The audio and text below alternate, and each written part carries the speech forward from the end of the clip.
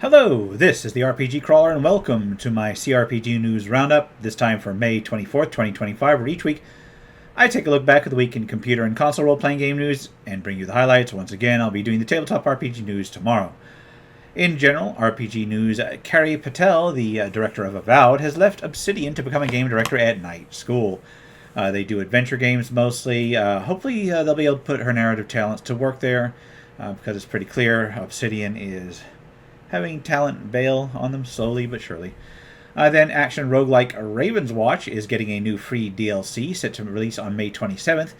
The Romeo and Juliet DLC will add the two Shakespearean characters as playable within the game.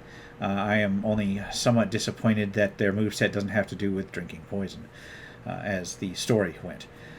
Path of Exile looks like it's getting yet another expansion. It'll be officially announced on June 5th with a live stream. It's interesting to see this one still getting work done on it, even though the sequel is already in early access.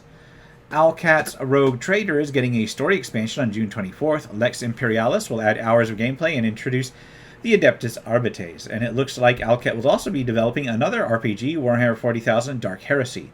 It'll be a party-based RPG with tactical combat, waging war against heresy. I don't know a lot about the Warhammer 40,000 universe, so excuse me if that sounds ridiculous, but yeah, it's interesting to see more of that come on. Back to the Dawn is set to leave early access sometime in July. It is a pixel graphics detective-based RPG where you were framed and imprisoned and must survive prison and break out.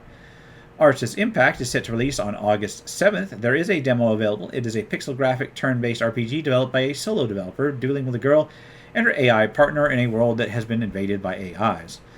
Ys versus Trails in the Sky Alternative Saga is set to release sometime this summer.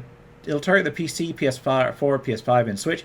And I don't know how much of an RPG it is, but rather it is a fighting game utilizing the characters from a couple of Inihan Falcom RPGs, namely Ys and Trails in the Sky series. It'll use a combat engine based on Ys 7, so I'm presuming there will be some RPG elements involved, so there's that. Mandragora Whispers the Witch Tree is getting a physical release. It is a dark fantasy side-scrolling RPG that dropped for consoles last month. The physical version will hit on September 5th. Critical Shift was announced. It'll be a turn-based tactical RPG targeting the PC, PS5, and Xbox Series X/S. Set during an Antarctic research station, you take a squad of agents to investigate what happened there when things went wrong. Shrouded Aspect is also set for this year. It looks to be another tactics-heavy CRPG aiming for the PC. This one's set in a fantasy world where the god of death has awakened and unleashes a plague, and you must go and defeat him.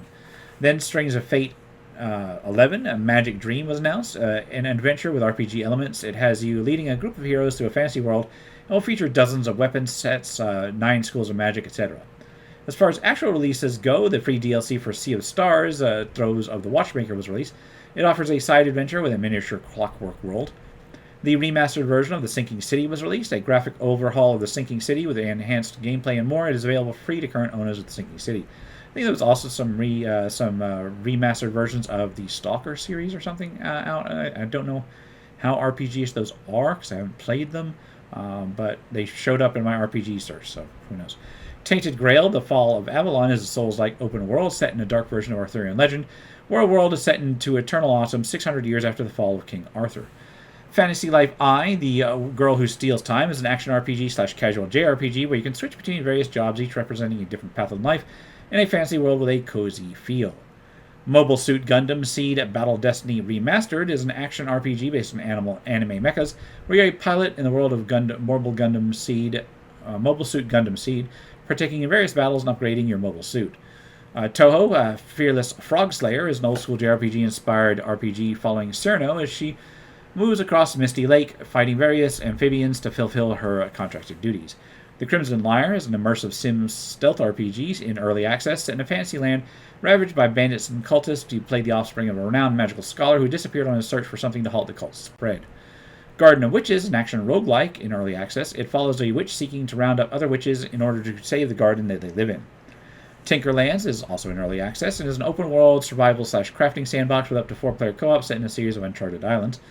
Spell Powder Uprising is a turn-based tactical RPG set in a magical steampunk world where you form a party of companions and set out to bring justice back to that world.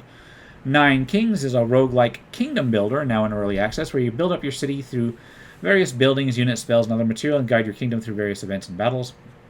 Finally, Auto Rogue is an automated roguelike where you actually program how your heroes use their skills in combat ahead of time, and build them through various rewards, so you don't actually play during the game, you just set things up and then let it play. With that, let's take a look at crowdfunding campaigns. Remember that contributing to a crowdfunding campaign should be done only at your own risk. Doing so is no guarantee of even receiving a product. Mentioned here is not an endorsement, but is for informational purposes only. And only two really caught my eye this time. There's a Dungeon Rampage, which looks to be a dungeon crawler with a hack and slash theme, or gameplay rather. You go through procedurally generated dungeons, upgrade your heroes, and gather loot, complete with co-op, pets, and cooking. Then there's Isle of Finbari, more of a farming life sim-style game, where you grow crops, explore the land, decorate your holdings, make friends, the usual sort of game. And with that, I'm going to wrap things up here. This has been the RPG Crawler, my RPG News Roundup for May 24th, 2025. As always, links will be below. If you like what you see, remember to leave a like, comment on your feedback, and subscribe for more RPG content. Hopefully, I've now caught up on just enough sleep that I can actually start producing reviews and such again. I've actually had things stabilizing over the last week, which is good, but I have been sleep deprived so long that I'm only just now feeling human again. Anyway, until next time, take care and goodbye. And if you are still watching, I would like to take the opportunity to thank my supporters, the top tiers of which are listed on the screen, without whose support I would not have been able to offer the variety of content that I have on this channel throughout the years. If you're feeling particularly generous and would like to join them, you can support the channel. There are a variety of options to do so. I have a Patreon, a Subscribe Star, as well as channel memberships enabled. If you are not in a position to contribute, simply leaving a like, a comment, or sharing my videos are all wonderful ways to help the channel grow without spending a dime, and are all greatly appreciated.